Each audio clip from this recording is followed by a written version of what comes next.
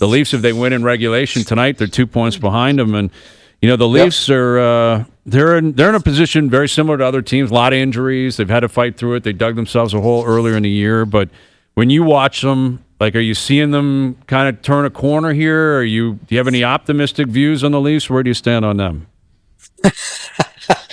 O-Dog may want to hear this. Okay. Oh, boy. Here we go. Yeah, oh, boy. No, I think they've played a little better as of late. I'm not sold on them just yet. I haven't seen them get to that next level. But they have had a ton of injuries, as has everybody. So their depth has been called into play more than maybe they would have liked. But I think maybe they're now starting to figure out what their identity has to be for them to be successful and play to the highest level and win hockey games. It's, with the condensed schedule and the way this season is going to play out, there's going to be a lot of sloppy hockey games, and those are the games that they're going to have to win. Prongs, what have you seen from Auston Matthews' game this year? He has left me wanting more. I want him to take charge. I want him to be the guy.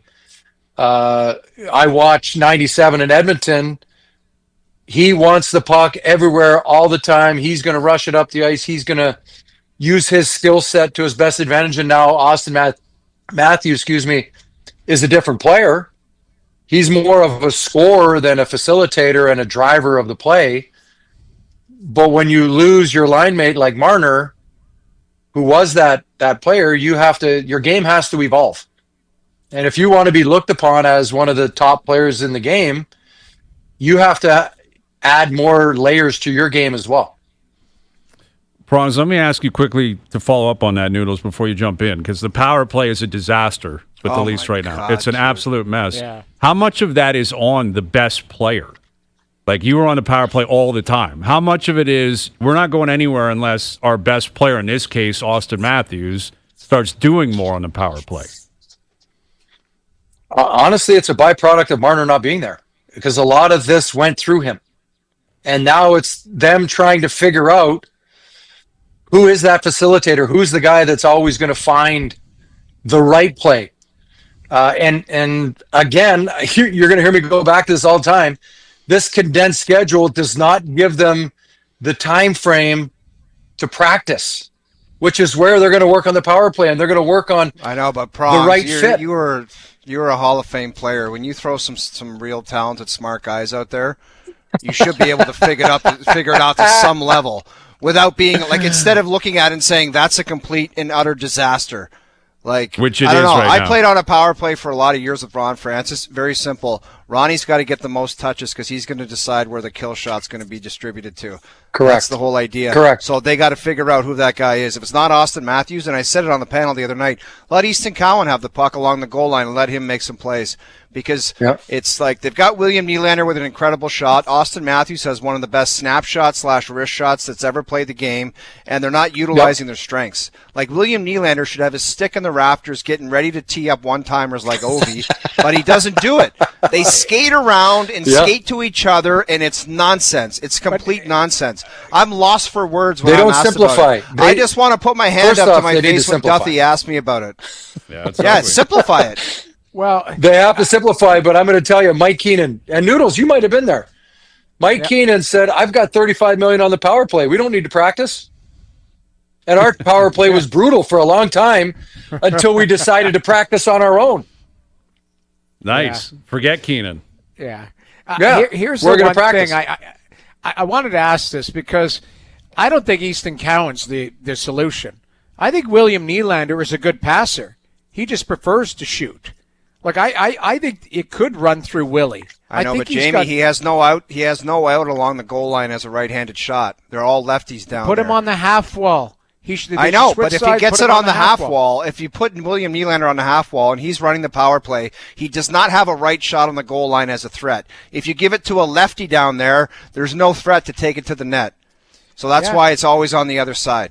Thing is, Mitch Marner played the point on the power play, but he also played the right side on the power play, which had a left shot on the goal line and could step to the net and hit Tavares in the bumper or Nyes on the back door. Like, to me, Marner was talented enough to play his off wing or his actual true wing.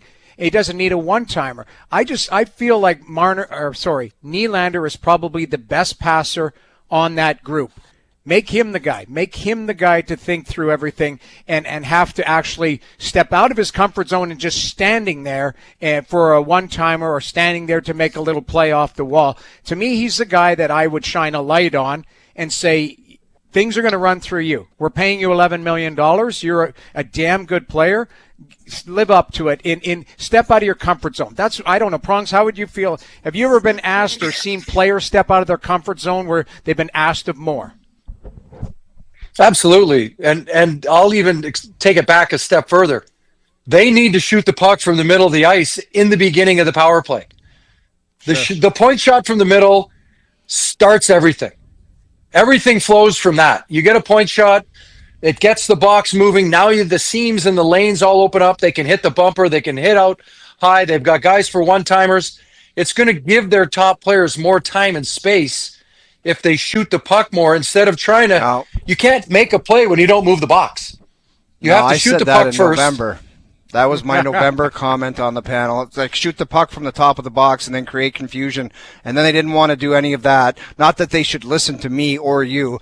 Like they just they get the puck, Prongs, and they skate. They'll get it. They'll just skate it over to a guy and then like give him a 1-foot pass, and then they'll skate it back. And I'm just like, how could guys this talented be doing this nonsense out there? It's crazy stuff. Simple shot from the point just to create some chaos in front of the net, and everybody will say to me, "Oh, that's caveman talk. That's nonsense." I'm like, okay, then do it your way. Let's see what the results are. I seem to remember Oliver Ekman-Larsson in Phoenix playing the top in the power play and scoring a lot of goals with his one-timer. Yeah. Get Nylander up there feeding him one-timers. Or whoever. Options. Yeah. I also think, too, is there is, when you looked at, I'll give you an example, like Edmonton's power play wasn't, lighting the world on fire to start the season. They were missing Hyman. The guy they missed was R&H. R&H is a facilitator. Like, that's the thing.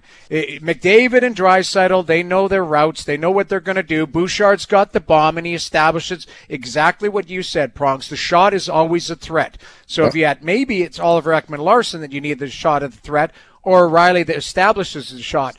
But to me, there has to be a facilitator that they trust, the guy who is going to make everything fit together. You know what else he does well, Jamie? That Nugent Hopkins, he makes excellent pressure decisions. Like if there's a mad scramble, he'll relieve the pressure and float a little sauce packs back to Bouchard, and he releases the pressure, and he does that extremely well. He's a smart guy, a heady guy, and he makes quick decisions like that in the power play, which is so key. You get some dum-dums out there, your power play's screwed. Well, and he knows exactly his role. He is the facilitator. Right. He knows, I got to get it back to McDavid. I got to get it to Bouchard, or I got to throw it over here in the corner to Draisaitl, who will use his big frame to buy time, and then they can reset.